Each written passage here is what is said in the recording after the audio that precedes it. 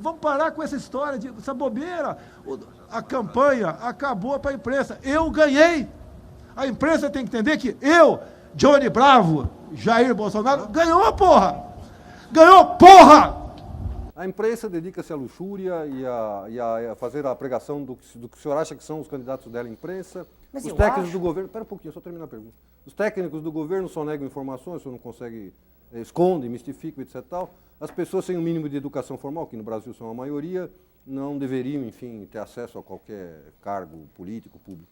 Além do senhor, quem mais presta no país, doutor Enéas? Mas que maneira inteligente do senhor me lançar contra a população. Veja bem, é uma maneira extremamente inteligente, que o caracteriza o que eu vejo nos seus escritos, quando vez por outra leio.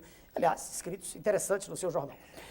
Veja o senhor, eu não fiz nenhuma apologia aqui, veja, de ser eu a única exceção. Eu disse no quadro de candidatos à presidência da República. Vamos botar um ponto exatamente em cima do i. No que aí está, no que chegou como candidaturas à presidência da República, eu não vejo nada que me impressione, por favor, para ser claro. Eu não disse que não há indivíduos. O senhor quer saber onde há um número enorme de indivíduos de valor, gigantesco, fora da política? Nas Forças Armadas.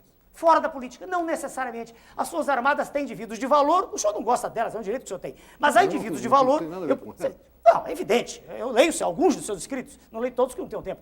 Mas veja bem, há uma reação natural dos senhores, porque os militares se caracterizam por uma coisa chamada ordem, disciplina, respeito, coisas de que eu gosto também. Agora, mas nós não, nós queremos a desordem. Olha, os senhores, perdão, de novo, os senhores, a imprensa, ela se caracteriza e ela vive, ela se nutre do escândalo, perdoe. Médicos, colegas meus, fazem trabalhos extraordinários no Brasil. Isso não é notícia. Notícia é o estuprador de menores. Ele vai para a página da revista Veja, vai para a capa da revista Veja. Por que o senhor está falando tanto da revista Veja? Eu citei duas vezes, é o órgão de maior poder de penetração, né? Ué, não é o órgão. O dia desse, um senhor dele ligou para mim que fazia entrevista. Eu falei, não, eu faço entrevista com os senhores com gravador, com qualquer órgão. Por quê? Porque eu não acredito, os senhores distorcem dessa matéria que o senhor tem na mão, há coisas que eu não disse aí. Quando ele me perguntou, eu disse, é verdade, eu disse. Não tem por que mentir. Mas há coisas, e o senhor vai dizer assim, reaja, para daqui a 6 meses vira retratação, quando tudo já acabou, que adianta. Segunda falha, o regime militar asfixiou a imprensa. E não existe no Brasil nenhum partido político, não é só o partido que eu criei e que está hoje, graças a Deus, representado em quase todo o Brasil.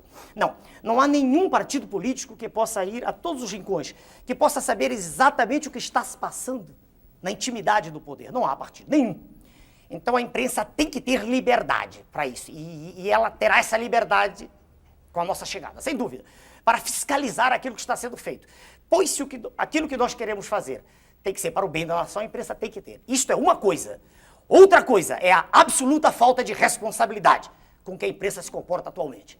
Por exemplo, cito de modo claro, na capa de uma revista aparecem as 3 figuras magnas do país. Sua Excelência o Presidente da República, Sua Excelência o Presidente do Congresso, Sua Excelência o Presidente do Supremo Tribunal Federal, vestidos como pessoas do sexo feminino, numa dança. A revista se chama Revista Veja. Eu não entendo que lucro, que vantagem a nação tem com isso. Estou sendo sincero, com a mesma clareza com que falo sempre. Então, repare, chamam-me de autoritário. Eu digo, não, eu quero ordem, quero respeito, quero liberdade de expressão, mas quero responsabilidade também.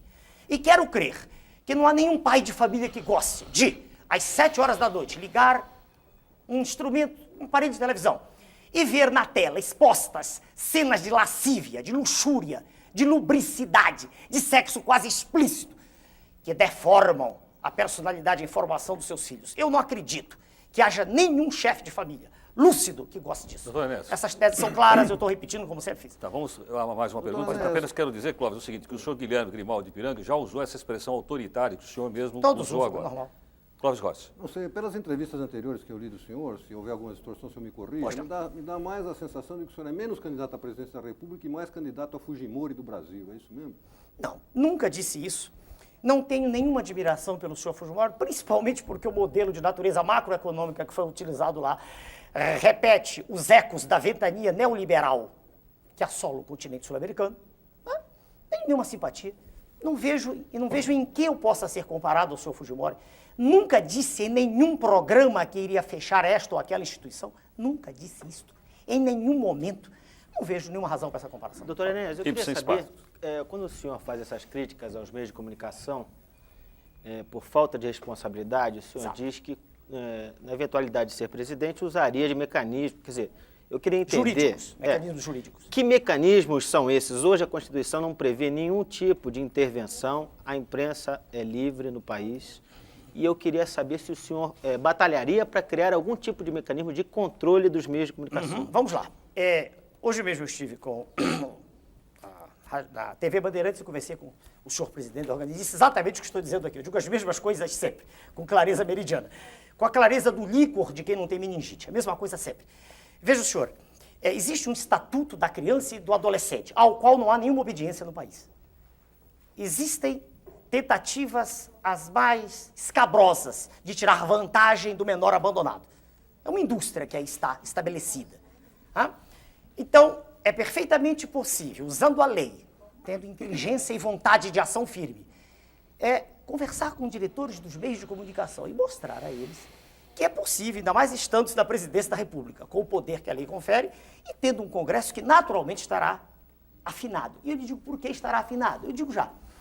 Imagine o senhor que, tendo 1 minuto no horário eleitoral gratuito, eu chegue a ser eleito. Imagine o senhor, apenas como exercício de raciocínio. Eu terei mostrado de forma inequívoca a toda a imprensa brasileira que tudo que é transmitido todos os dias não é o que a população quer. Em todas as páginas dos jornais, eles estão repletos de notícias dos candidatos da imprensa. Aqueles que a imprensa prestigia. Que ela diz que tem experiência política.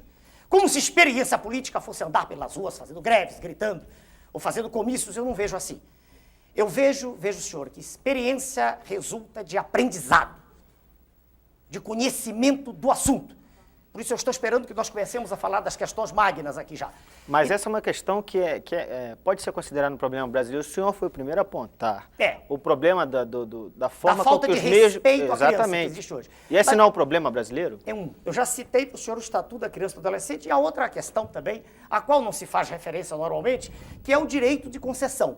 O direito de concessão previsto na Carta Magna, ele existe porque Sua Excelência, o Presidente da República, assina esse direito. Doutor Neves. Mas eu só queria, por favor, de eu só queria cassação entender das qual é o... emissoras que não se enquadrarem ao modelo que o senhor... Eu queria entender se é um processo de negociação, Negociação. de discussão com a sociedade, ou se seria intervenção Pois não, da sua assim como eu estive hoje com o presidente, o primeiro de uma rede de comunicação que me convidou para conversar, e só fui porque fui convidado, tá? Jamais impus minha presença a lugar nenhum.